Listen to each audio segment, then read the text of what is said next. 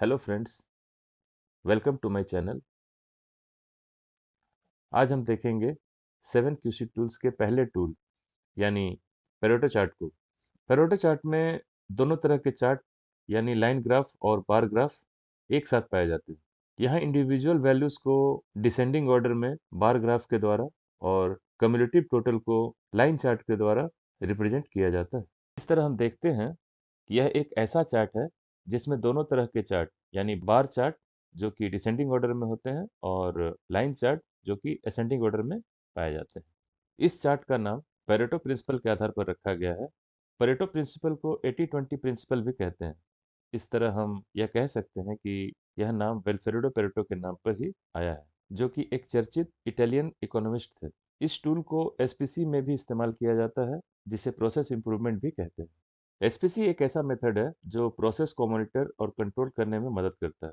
Pareto chart का main purpose किसी भी दिए गए फैक्टर्स के सेट में मोस्ट इंपॉर्टेंट फैक्टर को हाईलाइट करना है। यह अक्सर मोस्ट कॉमन डिफेक्ट के सोर्स को हाईलाइट करता है, जो कि सबसे ज़्यादा पाए जाने वाले या कस्टमर कंप्लेन में देखे जाने वाले मोस्ट इंपॉर्टेंट रीजंस को आइडेंटिफाई करता है। इसे प्रोजेक्ट के इम्प्रूवमेंट को प्रायोरिटाइज करने में इस्तेमाल किया जाता है। इस तरह से इश्यूज को प्रायोरिटाइज करने पर करेक्टिव एक्शन लेने में आसानी होती है। अब हम मान लेते हैं कि आपके पास कुछ सेट्स ऑफ प्रॉब्लम्स हैं और आपको इसमें इम्प्रूवमेंट करना है। तो आप उस प्रोजेक्ट को डिसेंडिंग ऑर्डर में सॉर्ट आउट करेंगे और उसमें सबसे बड़े प्रोजेक्ट को चुनेंगे जिसमें इम्प्रूवमेंट करना है। इसलिए हम यह कह सकते हैं कि पेरेटो चार्ट हमें मोस्ट इंपॉर्टेंट फैक्टर को दिए गए फैक्टर में से चुनने में मदद करता है। इसी प्रकार हम उस प्रोडक्ट को आइडेंटिफाई कर सकते हैं जो मोस्ट कंप्लेंट जनरेट करता है। आप डिसेंडिंग ऑर्डर में कंप्लेंट्स को पेरेटो चार्ट की मदद से सॉर्ट आउट कर लेंगे, जिसके कारण ज़्यादा कस्टमर कंप्लेंट आते हैं। चलिए अब हम देखते हैं इस टूल के ओरिजिन को। जैसा कि मैंने पहले ही बताया था कि इस टूल का नाम प्रसिद्ध इकोनॉमिस्ट विल्फ्रेडो पेरेटो के नाम पर रखा गया है, जिनका कहना था कि संपत्ति का बड़ा हिस्सा कुछ ही लोगों के हाथ में होती है।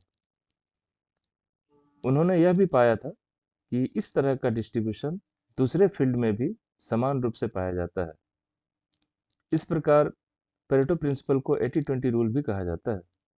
यह हमारे डे टू डे लाइफ में भी लागू होता है, जिसमें हम देखते हैं कि हमारा ऑलमोस्ट 20% वैल्यूज और एक्टिविटीज 80% आउटकम्स यानी रिजल्ट देते हैं। उसी प्रकार हम यह भी देखते हैं कि हमारे 80% एक्टिविटीज से मात्र 20% रिजल्ट ही मिलता है।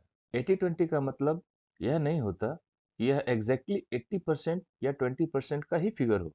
यह अप्रोक्सीमेटली इसी फिगर के नज़दीक होता है। चलिए दूसरा एग्जाम्पल देखते हैं। किसी भी कंपनी के द्वारा परचेज किया गया 20% आइटम्स 80% वैल्यू देता है। मतलब 20% आइटम्स इतना वैल्यूएबल होता है कि कंपनी के दूसरे 100% खरीदे गए आइटम्स की तुलना में 80% आउटकम देते हैं।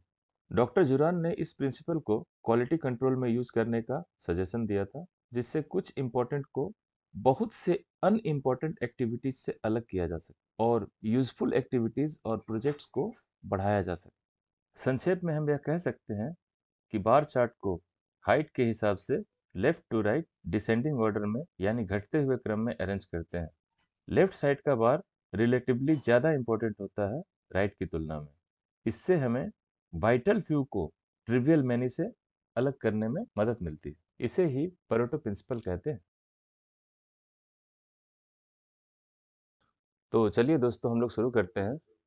एक्सेल को यूज करके हम लोग कैसे पेरेटो चार्ट बना सकते हैं। तो चलिए साथ में मिलकर सीखते हैं।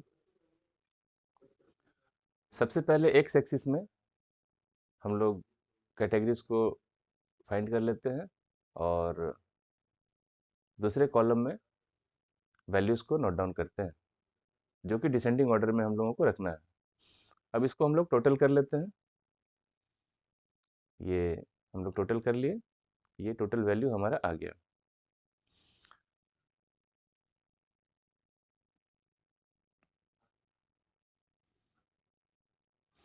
अब हम लोग यहाँ पे कम्युलेटिव फिगर को लेंगे, जो कि परसेंटेज में होगा, कम्युलेटिव परसेंटेज। तो ये कम्युलेटिव परसेंटेज वैल्यू है।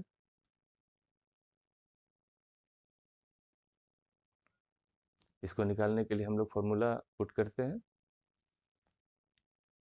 Divided by total value.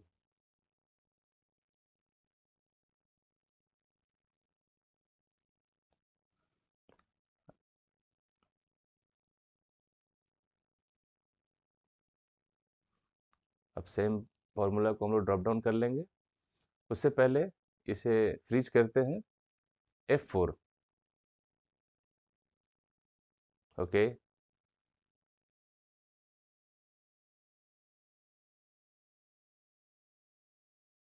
हम लोग अब इसे ड्रॉप डाउन करेंगे। ये हमारा परसेंटेज आ गया, बट अभी अभी ये कम्युलेटिव नहीं है, तो हम लोग इसको कम्युलेटिव करेंगे। कम्युलेटिव वैल्यू लेने के लिए हम लोगों को पिछले वैल्यू से रिसेंट वैल्यू को ऐड कर देंगे। इस तरह से प्रीवियस वैल्यू को ऐड करेंगे।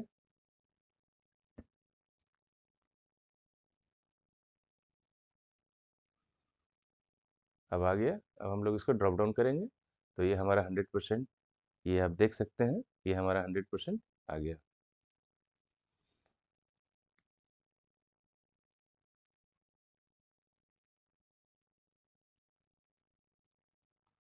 ओके, अब हम इसे सेलेक्ट करते हैं। कंप्लीट डेटा को सिलेक्ट करने के बाद अब हम लोग इंसर्ट में जाएंगे, क्योंकि हमें चार्ट बनाना है। Insert, recommended chart, then all chart, combo, then Pareto chart का ये फॉर्मेट हमारे लिए सही रहेगा। अब इसे हम लोग इसे साइड कर लेते हैं। ओके, तो ये हमारा चार्ट है। इसका न्यू चार्ट स्टाइल सेलेक्ट करते हैं। अब हम और दो रॉज बनाएंगे, जिसमें X axis on left and Y axis on right. Okay, अब ये हमारा 10 to 100% सेलेक्ट करते हैं। ये हमारा 10%, 20%। अब हम इसे ड्रॉप डाउन कर लेते हैं, ये 100%। ओके, अब वाई एक्सिस ऑन लेफ्ट को करने के लिए हम लोग वाई एक्सिस ऑन राइट के वैल्यू को टोटल वैल्यू से डिवाइड करते हैं।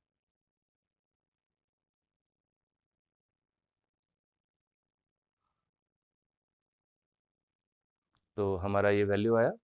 अब इसे हम लोग F4 से फ्रीज कर लेते हैं, फॉर्मूला को फ्रीज कर लेंगे, फिर इसे ड्रॉप डाउन करेंगे। तो ये हमारा 182, ये हमारा वैल्यू आया।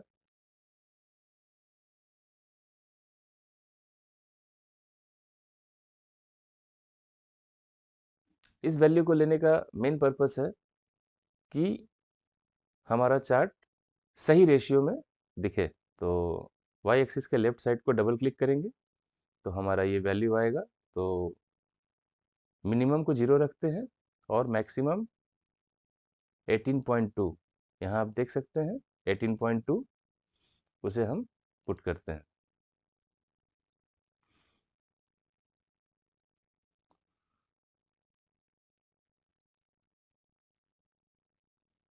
और इसे 18.2 रखते हैं, जो हमारा ये वाई एक्सिस के लेफ्ट चार्ट में आया है। तो 18.2, और ये ऑटोमेटिक जनरेट हो जाएगा। मेजर माइनर को हम लोग डालेंगे तो मेजर ऑटोमेटिक जनरेट हो जाएगा। अब इसे हम लोग 100% रखते हैं, क्योंकि ये 120 है, तो हम लोग 100% ही रखेंगे। तो 1.0 करेंगे।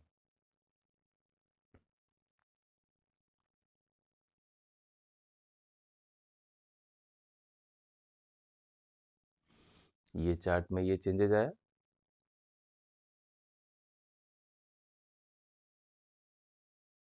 राइट क्लिक करेंगे, सेलेक्ट, देन एडिट, फिर इसमें जो भी हमें नाम देना है, वैल्यूज़, तो ये हमारा वैल्यूज़ आ गया। दूसरे का भी हम लोग उसी तरह से चेंज करते हैं। पहला वैल्यूज़ कर्व्स, दूसरा कम्युलेटिव। अब हम इसे चेंज कर लेंगे, ये हमारा हो गया।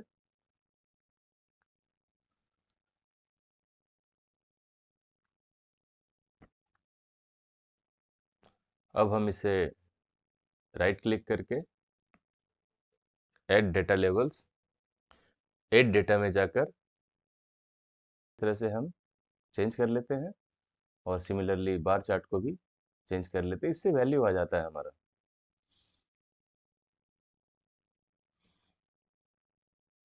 थोड़ा सा बड़ा कर लेंगे इसे।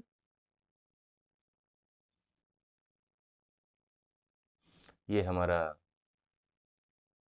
कर्व है जो कि वैल्यू वाइज दिखा रहा है, 100% तक जा रहा है, और ये हमारा बार चार्ट जो कि डिसेंडिंग ऑर्डर में दिखा रहा है। तो ये हमारा पैरोटा चार्ट कंप्लीट होता है। उम्मीद करता हूँ कि आप इसे अच्छी तरह समझ पाए होंगे, और अगर आपको कहीं भी कोई दिक्कत आई हो तो प्लीज़ इस वीडियो को एक बार ज़रूर देखें। जैसे मैंने पहले ही कहा था कि कोई भी टूल्स को सीखने के लिए थोड़ा पैसेंस की ज़रूरत होती है। अगर आप एक बार में नहीं समझे हो तो इसे बार-बार देखिए, आपको ज़रूर समझ में आएगा। और अगर आपको किसी तरह की कोई परेशानी हो रही है तो प्लीज़ कमेंट बॉक्स में लिखें, मैं आपको पर्सनली सिखाऊँगा। तो बने रहिए, और अगर आपने लाइक नहीं किया है तो प्लीज़ लाइक, शेयर और सब्सक्राइब ज़रूर कीजिए। इससे हमें मोटिवेशन मिलता है। अब मिलते हैं हम अगले टूल्स के साथ। धन्यवाद।